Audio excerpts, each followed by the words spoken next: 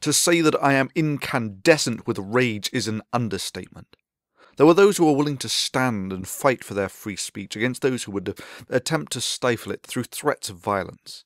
And there were also the cowards who were willing to roll over and play dead at the first sign of things going awry. Viacom, the owners of Comedy Central and South Park, was among that number.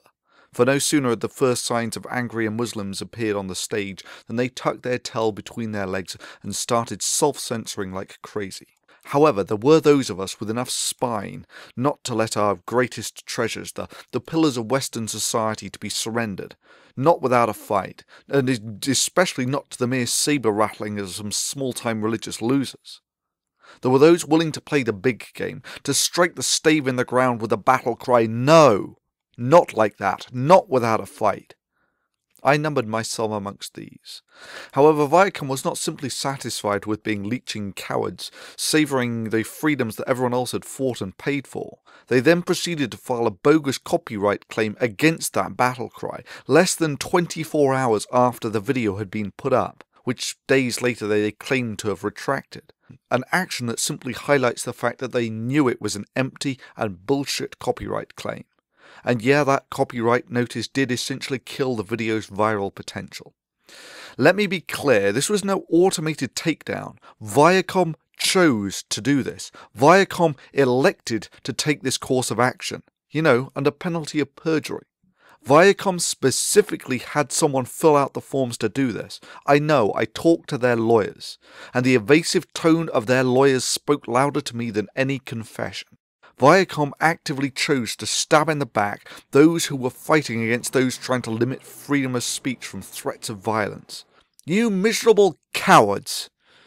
It sickens me to think of such amoral, yellow-bellied parasites such as yourself growing fat profits off sucking the rich blood off the Western civilization that you would betray for the price of an extra value meal. And for the record, I don't normally put ads on anything that I essentially do for principle. Track record will testify to that.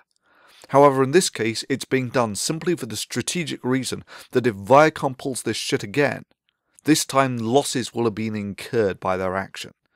Oh yeah, game on. It's your choice, Viacom. So far on the copyright notifications, I, the little guy, am 2-0 against the international multi-billion-dollar media conglomerate. You fancy going for a hat-trick? Do you fancy going to a court and telling them how you lost 3 copyright notices filed under penalty of perjury by you, a major, zealously copyright-happy corporation, against one guy, and this was just an accident and not some systematic abuse? You think that fair use exception is a one-way street? I mean, I don't know whether it's occurred to you, but without that fair use, The Daily Show and The Colbert Report, the flagships of Comedy Central, wouldn't exist. And yeah, if you'd have watched the original video, you might have realised something rather important. I was willing to put my life on the table as collateral, just to give some depth to the voices defending free speech. Against this, what do you think you could possibly have to intimidate me with?